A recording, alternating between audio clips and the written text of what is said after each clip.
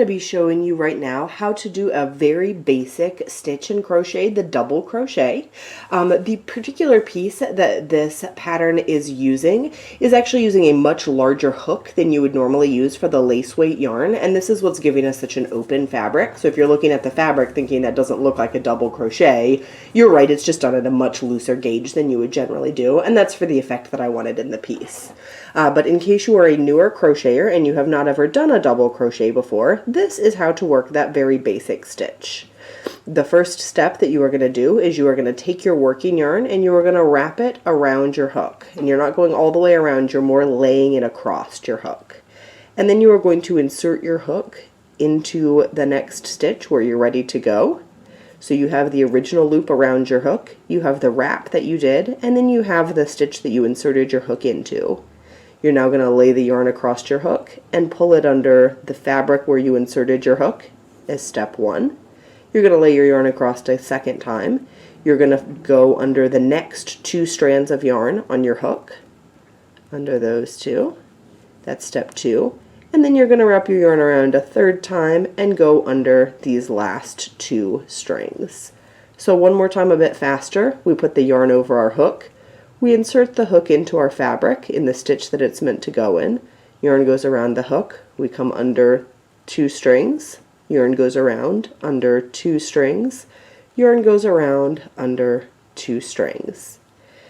As I put my hook into my fabric, you'll notice as I put my hook in, the two strings next to each other here smush together and they kind of look like there's only one strand there, but there actually are two strings where I've inserted my hook. So I come under the two strings where I put my hook, and come under the next two strings and the last two strings. And that is how you work a very basic double crochet. This is probably the most commonly used stitch in crochet because it creates fabric faster and a little bit less dense than a single crochet. So a single crochet stitch is probably the most basic stitch in crochet, but you're truly not going to use a single crochet quite as often as a double crochet because a single crochet creates such a dense fabric and uses so much yarn. If you make an entire scarf with a single crochet, your scarf is just going to be a lot heavier and take a lot longer to do than a lot of people like.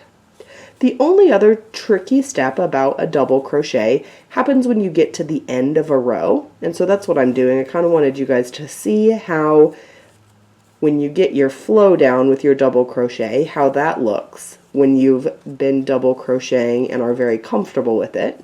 And then right when you're at the end, so I'm going along, every stitch where I put my hook seems very obvious. It's always in the same spot, it's always under the two strands, everything looks exactly the same as every stitch that came before, until you get to the very end of your row. So I did the last stitch in the exact same spot where all of my other stitches made sense. I've run out of spaces that look exactly like all of the other ones. It is very tempted now to think that you're done, especially because I can kind of pull my fabric on the edge and make it look like it's in a straight line. But when you get to this point, when you've gone through the last hole that looks exactly like all of the other spots along, you have one additional place to put your hook, always. My rule is always, if the last stitch felt easy to do, and just like all of the other ones, I know I'm not done yet. You are always going to do your last double crochet on top of a row of double crochets.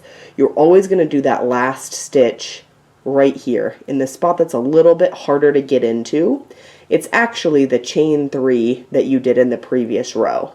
So you get all the way to the end going in the exact same way every stitch, and then you know you always have this last stitch to do.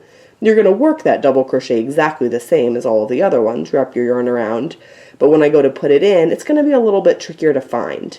You always want to see if you can get under two strings right there on that edge. And then we're going to work the double crochet identically to how we've worked all of the other double crochets. And now I truly am at the edge and I'm going to have a nice straight edge there. And then when we're ready to start the next row of double crochet, we're going to be working back So we always work crochet, assuming you are right-handed like I am. You're always going to work crochet from your right-hand side towards the left, so the opposite direction that you would read. And when we are beginning a row, we're going to do what's called a turning chain. We work that exactly like any other crochet chain. We wrap the yarn around our hook and we pull it through. We're going to do 3 crochet chains for a double crochet. That was 1.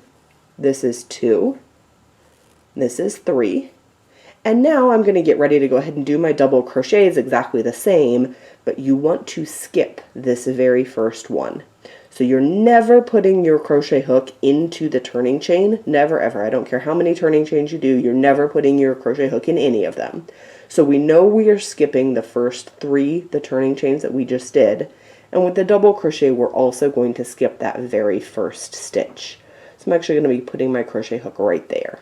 And I'm ready to start with my next double crochet. Put my crochet hook right in there, and now I'm working double crochets all the way across to the other end, exactly like I showed you before. And that's how you do a double crochet and how you work an edge.